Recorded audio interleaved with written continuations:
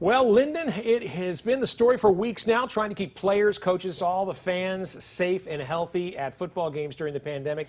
Yep, and while the schools are really trying to do that, sometimes cases still happen. Yes, 9 confirmed cases for Bob Jones football. It's been a tough day for them. So the Patriots had to forfeit their game against Florence tonight, and it was a region matchup.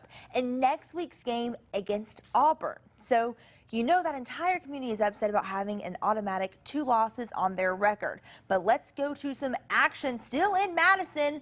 The battle of the unbeaten Madison Academy and North Jackson facing off tonight as we pick up in the second quarter. Chiefs keep it, and they go quick snap to Nigel Lanier.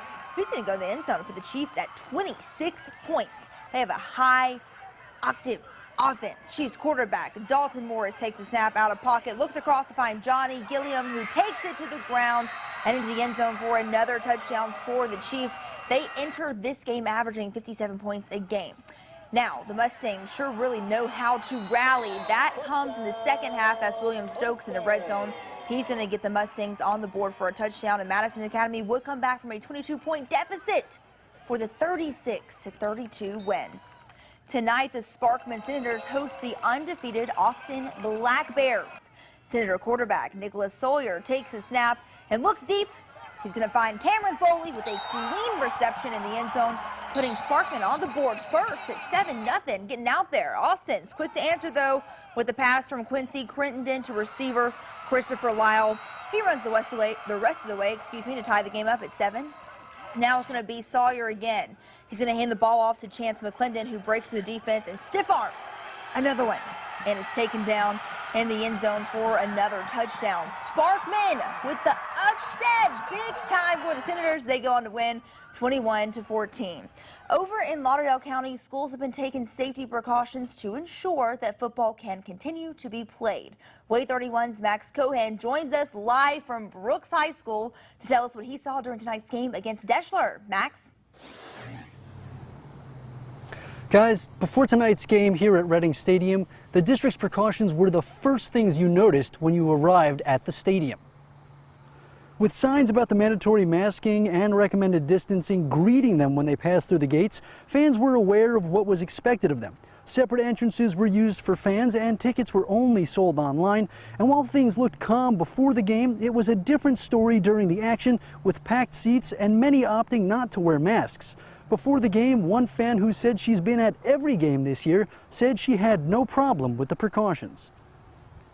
I think it's a great way for people to still stay safe and for us to still be able to watch football.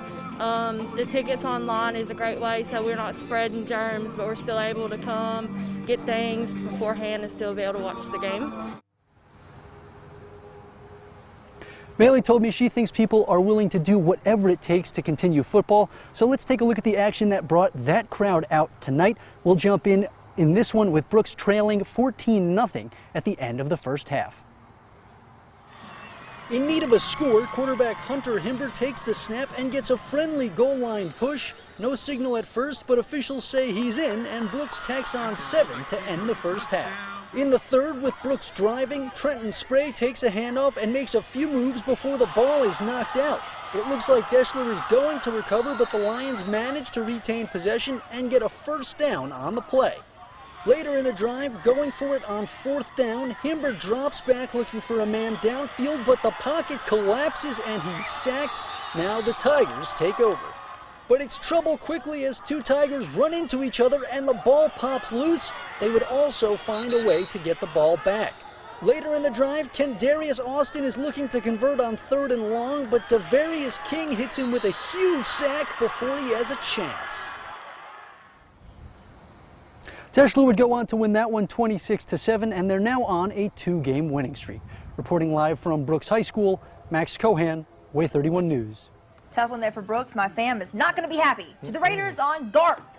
Randolph hosting Madison County. Dan, this is another big 4A Region 7 matchup. Raiders just edging the Tigers midway through the second quarter. It's going to be 4th down. Tigers going for it all, but hey, they beat a wall of Raiders, and that ball ain't going nowhere.